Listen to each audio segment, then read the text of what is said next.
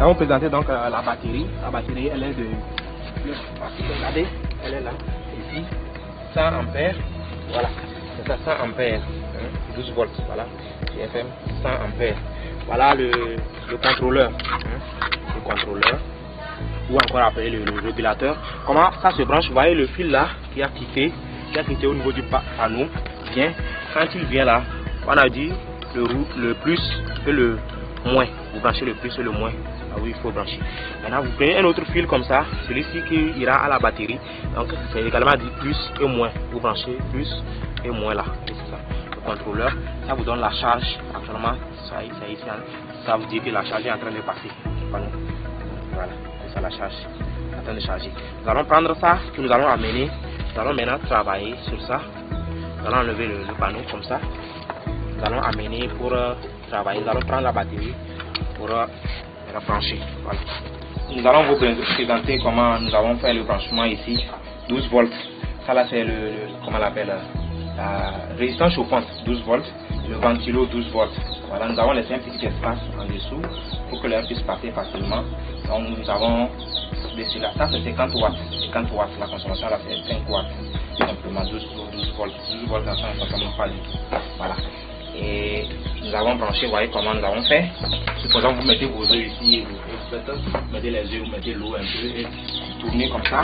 Et ça va. Maintenant, nous avons amené tous les fils là comme ça. Nous avons utilisé le rouge et le noir. Quand ils sont venus, ils sont allés ici. Le rouge est allé avec le jaune, communiquer avec le jaune, et le noir avec le noir. Le fil bleu, c'est tout. Comme nous le faisons, le voici. Le fil rouge là est venu avec le jaune. Le fil bleu là continue avec le noir. Ici donc le rouge là c'est le plus et le bleu c'est le moins. Voilà, donc vous prenez plus va au plus comme ça et le moins au moins. On va faire comme ça.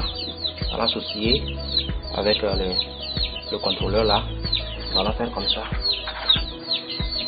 Et nous allons tourner le fil là. Vous allez visser.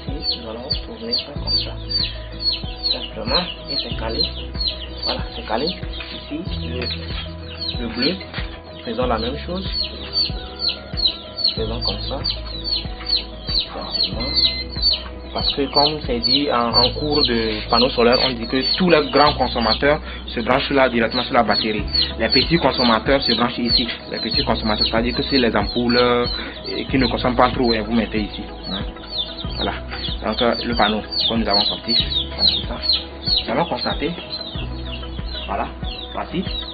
Vous le sentez, le ventilo est en train de travailler. La résistance chauffante qui chauffe déjà.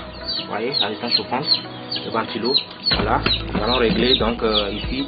Tout est programmé pour vérifier, c'est comme ça.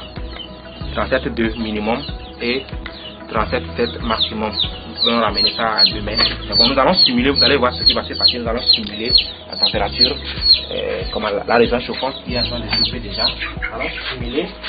Vous allez voir. Vous entendez? Vous entendez, non?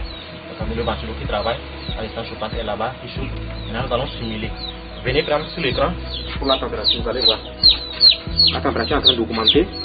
La température est en train d'augmenter. La résistance chauffante, elle bosse bien, très bosse bien. Voilà, c'est éteint. Vous voyez, même la lumière est éteinte. Vous voyez, quand on tourne là, vous voyez, tout est éteint. Tout est éteint.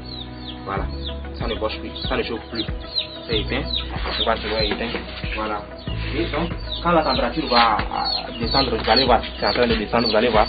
Quand ça va descendre jusqu'à 37,2, vous allez entendre, vous allez voir ce qui va se passer. Quand ça va se descendre complètement, ça va recommencer par travailler les ventilos et l'ampoule là, la lumière là sera allumée. Vous allez vous constater tout de suite. Quand ça va descendre jusqu'à 37,2 minimum, vous allez voir, ça va s'allumer. Donc la batterie là alimente ça jour comme nuit sans problème, ça bosse très bien. Ça bosse très bien. Très bien, vous allez voir tout de suite. Voilà. Et on le sent. Le ventilo est en train de travailler. Voilà. C'est ça. Il ventile l'air chaud donné par la résistance chauffante et ça va aller aux œufs. Très bon. Très économique. La consommation vous utilisez. Voilà.